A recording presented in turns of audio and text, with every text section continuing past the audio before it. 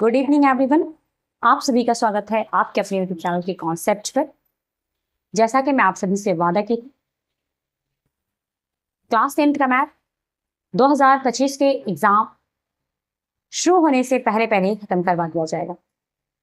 अगर आप लोग का साथ बना रहा तो मैं ऑब्जेक्टिव्स के क्वेश्चंस, प्रीवियस ईयर के क्वेश्चंस भी रिवाइज करवाऊं। तो अपनी वादा के अनुसार फिर मैं आज आपके साथ हूं। आइए देखते हैं आज का जो सवाल है हमारा 1.2 है और 1.2 का सवाल नंबर 1 देखते हैं।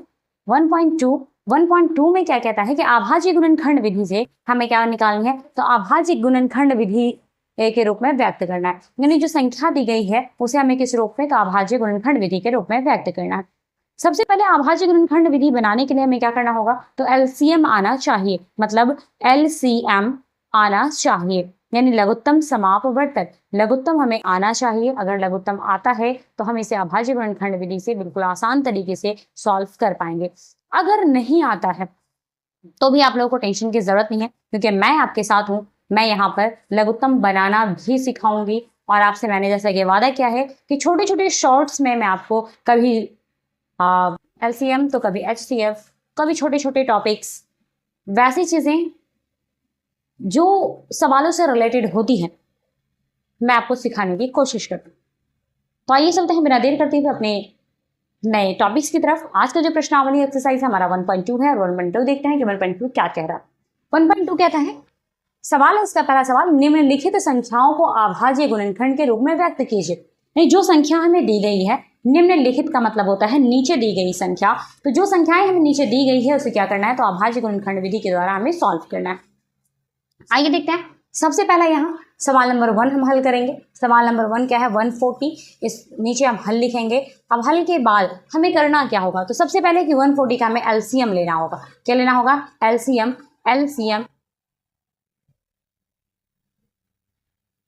अब एलसीएम यानी लघुत्तम समापवर्तक, लघुत्तम समापवर्तक निकालना होगा। तो लघुत्तम समापवर्तक निकालने के लिए सबसे पहले हमें करना क्या होता है, तो सबसे पहले हम सबसे छोटी संख्या से लगाने की कोशिश करते हैं, मतलब भाग करने की कोशिश करते हैं या उसे काटने की कोशिश करते हैं। सबसे छोटी संख्या हमारी क्या है, तो अगर टेबल की बात करें तो टेबल में सबसे यानी पहाड़े में सबसे छोटी संख्या क्या आ जाती है, 2 आ जाती है। तो आइए हम पहले इसको 2 से लगाने की कोशिश करते हैं। याद रखिएगा, जिस संख्या के लास्ट में 0, 2, 6, 8, 0, 2, 6, 8 होगा, उसे हम क्या कर सकते हैं, तो उसे हम 2 से डिवाइड कर सकते हैं। तो जिन संख्याओं में क्या होगा कि 0 जिसके अंत में 0, 2, 8 और 6 लगा होगा, उसे हम क्या, उसे हम 2 से डिवाइड कर सकते हैं। तो यहाँ देखते हैं क्या क्या लगा हुआ है, 0 लगा हुआ है, जैसे हम 2 से डिवाइड कर सकते हैं। 2 के पहाड़े में 2 सत्ते 14, ये 0 का 0 उतर जाएगा। फिर ये क्या होगा 2, तो ये क्या हो जाएगा 35, 2 ना 70। फिर ये हम 5 से लगाएंगे, 5 सत्ते 35। अब इसके बाद क्या है, इसके बाद ये कटने वाला नहीं है। इसके बाद ये क्या है, इसके बाद ये कटने वाला नहीं है। अब लास्ट में हम क्या देखते हैं, अगर हम लगा भी दें तो 7 बन जाए, 7 यानी 7 इकाई 7, यानी इसके बाद ये कट नहीं सकता। इसके बाद क्या होगा, तो इसके बाद ये कट नहीं सकता है। तो अब इसे ही, ये जो हमारी ये संख्याएं दिख रही है, ये सभी, इन सभी को क्या करेंगे, हम गुणा के रूप में यहाँ लिख देंगे। यहाँ लिखेंगे कैसे, तो 140 इज इक्वल 2 इंटू 5 इंटू 7, इस रूप में लिखेंगे। और अगर इसको घातांक के रूप में पूछ दे, अगर ये तो हो गया हमारा गुणनखंड यानी अभाज्य गुणनखंड के रूप में, किस रूप में, तो अभाज्य गुणनखंड हो गया। और अगर इसी को घातांक के रूप में कहे, यानी घात के रूप में कहे लिखने के लिए, तो क्या करेंगे, इसका घात बना देंगे। 2 का पावर 2 इंटू 5 इंटू 7, ये हमारे क्या है, पहला सवाल बन चुका है। अब चलते हैं हम सवाल नंबर 2 की तरफ। सवाल नंबर 2 हमारा क्या कहता है, तो सवाल नंबर 2 में है, आइए सवाल नंबर 2 देखते हैं। 156। अब 156 का भी क्या करेंगे, तो हम एलसीएम निकालेंगे। 156 जैसा कि अभी मैंने आपको बताया कि अगर किसी संख्या के लास्ट में 0, 2, 8 और 6 ऐसी कोई संख्या होगी तो इसे हम 2 से डिवाइड कर सकते हैं। लघुत्तम निकालने का सबसे पहला नियम ये कहता है कि लघुत्तम जब हम निकाल रहे हैं तो उसमें सबसे छोटी संख्या से पहले क्या करना है, डिवाइड करना है। तो सबसे छोटी संख्या हम 2 से लेंगे। 2 सत्ते 14 बचा 1, यानी 15 में से 14 को घटाएंगे तो 1 बचेगा। हो इसके बाद भी में 1 आ जाएगा तो हो जाएगा 16। तो 2 अट्ठे 16, फिर 2 से लेंगे, 2 तिहाई 6 बचा 1 तो 2 नमा 18, अब 3 से लग जाएगा, 3 इकाई 3 और 3 तिहाई 9, अब ये 13 तो लगेगा नहीं, तो 13 इकाई 13। अब इसको ऐसे ही लिख देंगे, यहाँ आ जाएगा 156 is equal 2 into 2 into 3 into 13। इसको हम लिख सकते हैं 2 का पावर 2 इंटू 3 इंटू 13। ये सवाल नंबर हमारा 2 भी कंप्लीट हो गया। आइए अगला देखते हैं, सवाल नंबर 3 हमारा क्या है। तो सवाल नंबर 3 है, सवाल नंबर 3 में कह रहा है 3825। अब यहाँ हम कोशिश करेंगे कि पहले ये देख लें कि ये 3 से लगेगा या 2 से लगेगा। तो 3825 में देखेंगे तो 5 से लगा देते हैं। चलिए देखते हैं 5 से। 5 सत्ते 35, 5 सत्ते 35, 35 38 में से 35 जाएगा तो बचेगा 3, 3 और ये 2 हो जाएगा 32, तो 5 36 बचा 2, 5 पंचे 25। फिर हम लगा सकते हैं 5 से, 5 इकाई 5 बचेगा तो हो जाएगा 16, 5 तिहाई 15 बचा 1 तो 5 तिहाई 15। अब किससे लग जाएगा, तो गौर से ध्यान दें किससे लगेगा। 7 से देख लीजिए, क्या 7 से लग जाएगा। 7 अगर 13 में से 7 चला जाएगा तो 6 बचेगा, 6 से 12 13 लग जाएगा। 7 इकाई 7 और बचा 6 तो हो जाएगा 7 नामा 63, ये 19 कटेगा नहीं तो 19 इकाई 19। अब यहाँ क्या करना है, हमें लिख देना 3825 is equal, sorry is equal 5 into 5 into 7 into 19। अब हम इसे क्या करेंगे, तो इसका हम घातांक लिख सकते हैं 5 पावर 2 इंटू 7 इंटू 19। अब अगला हमारा सवाल है सवाल नंबर 4। सवाल नंबर 4 क्या कह रहा है, 5005। इसका हमें क्या निकालना है, हल निकालना है, यानी अभाज्य गुणनखंड निकालना है 5005 का। 5005 का हमें क्या निकालना है, अभाज्य गुणनखंड निकालना है। अब इसका हम अभाज्य गुणनखंड कैसे निकालेंगे, तो पहले हम देखते हैं इसको किससे लगाया जा सकता है। यहाँ हम ले सकते हैं 5005 से। देख लें कि क्या ये 7 से लगेगा या 7 से नहीं लगेगा। पहले हमें ये देखना पड़ेगा क्या ये 7 से लग रहा है या 7 से या नहीं लग रहा है। आइए देखते हैं कि सवाल किससे लगेगा। तो सबसे पहले है कि 5 है, तो यहाँ पर 5, तो हम 5 से पहले देख लेते हैं। तो 5 1 5 लग सकता है 5 से, 5 1 5 0 0 5। अब हम 5 1 5 1। अब हम इसमें किससे लगाएंगे, तो देख लें एक बार और ट्राई करते हैं किससे लगेगा। अगर हम 3 से लगाएंगे तो ये हो जाएगा 3 9 बचेगा 1, तो ये भी हो जाएगा 9 ना 1 नहीं लगेगा। तब हम किससे लगाएंगे 7 से, तो 7 3 यहाँ हो जाएगा 30 28 29 30 7 7 से लग सकता है। ट्राई कर रही हूँ, नहीं लगेगा तो मिटा दिया जाएगा। 7 से 7 1 7 7 इकाई 7 बचेगा 3 तो हो जाएगा 30, 7 से 7 21 7 चौक 28 7 चौक 28 28 29 30 बचा 2 तो 7 तिहाई 21। अब किससे लगेगा, तो अब हम 11 से लगा सकते हैं। 11 इकाई 11 11 इकाई 11 तो बचेगा कितना 3 तो 33 तो 11 तिया 33। अब हम लगा सकते हैं 13 इकाई 13, यानी ये भी सवाल हमारा बन गया। ये क्या है 5005 इज इक्वल क्या आ जाएगा हमारे पास, तो 5 इंटू 7 इंटू 11 7 इंटू 11 और इंटू 13 इंटू 13। ये अब तक हमारा कितना सवाल, तो अब तक हमारा 4 सवाल कंप्लीट हो चुका है। अब देखते हैं सवाल नंबर 5। सवाल नंबर 5 क्या कह रहा है, सवाल नंबर 5 में है, सवाल हमारे पास है 7429। अब देखेंगे ये लगेगा किससे, 7429 की बात हो रही है। अब ये लगेगा किससे, या तो ये 3 से लगेगा। तो अगला है सवाल नंबर 5। सवाल नंबर 5 देखिए हमारा किससे लगेगा, सवाल नंबर 5 जो है वो 19 से लगेगा। तो 19 तिया कितना है 57 हो जाएगा। तो 74 में से 57 को घटाएंगे तो क्या बचेगा, 14 में से 7 जाएगा तो 7, इधर बचा 6 में से तो 1 और इसके बगल में ये वाला 2 आ जाएगा तो हो जाएगा इतना 172।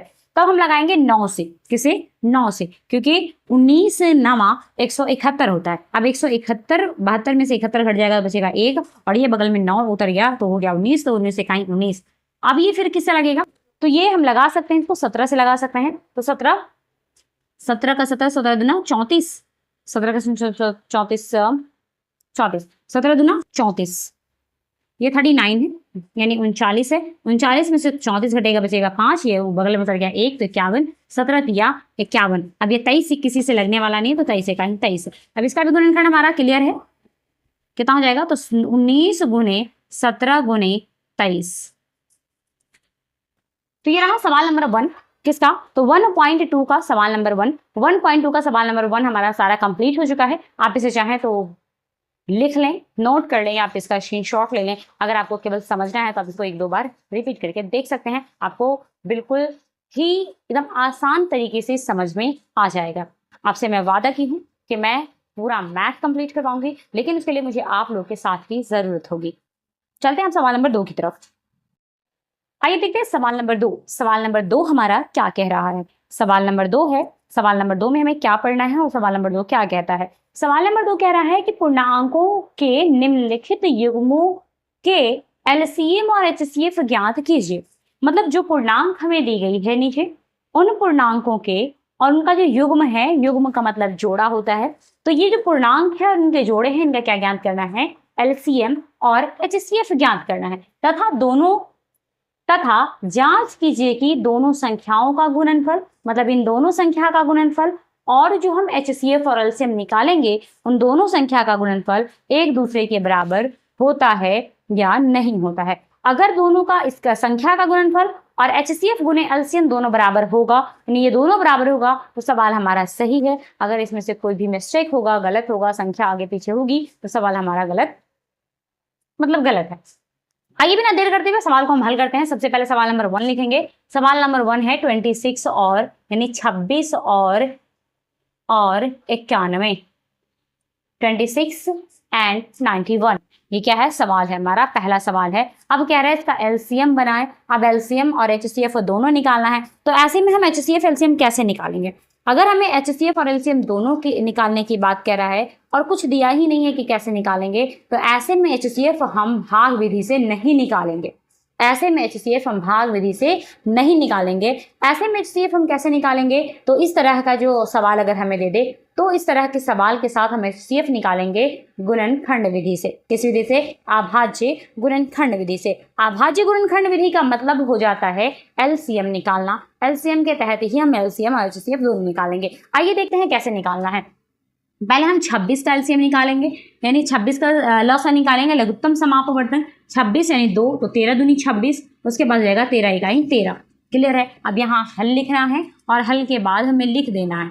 हल में क्या लिखना है, 26 बराबर लिख देंगे 2 गुने 13 गुने 1। ये कंप्लीट हो गया। एक भी नोट कीजिएगा क्योंकि एचसीएफ निकालना है। अगर एचसीएफ निकालना नहीं होता तो एलसीएम में 1 का कोई मतलब नहीं होता है, लेकिन अगर एचसीएफ निकालने की बात कह रहा है तो 1 भी हमें नोट करना पड़ेगा।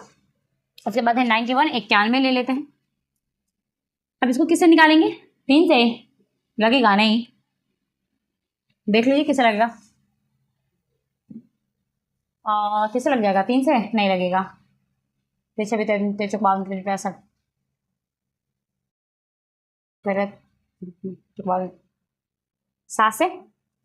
7 से लगेगा। 7 इकाई 7, 8 9 2 बचा 7 तिया 21 यानी 13, फिर लिख देंगे 13 इकाई 13। अब यहाँ क्या है, तो 91 91 बराबर हो जाएगा 7 × 13 × 1। अब यहाँ हम क्या देख रहे हैं, एक दूसरे के जो बराबर है उसको घेरा लगा देंगे। तो 1 1 एक दूसरे के बराबर है, 1 को घेर दिए। 13 13 13 13 एक दूसरे के बराबर है, 13 को घेर दिया।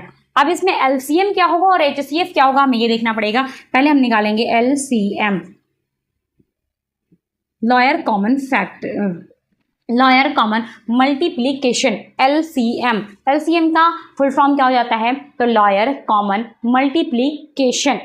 आइए देखते हैं क्या है। तो पहले हम क्या निकालेंगे, एलसीएम निकालेंगे। एलसीएम में हमें क्या लिखना होता है, एलसीएम में जितना संख्या हम नहीं घेरे हैं वो लिखेंगे और जो संख्या हम घेरे हैं उसको एक एक बार लिखेंगे।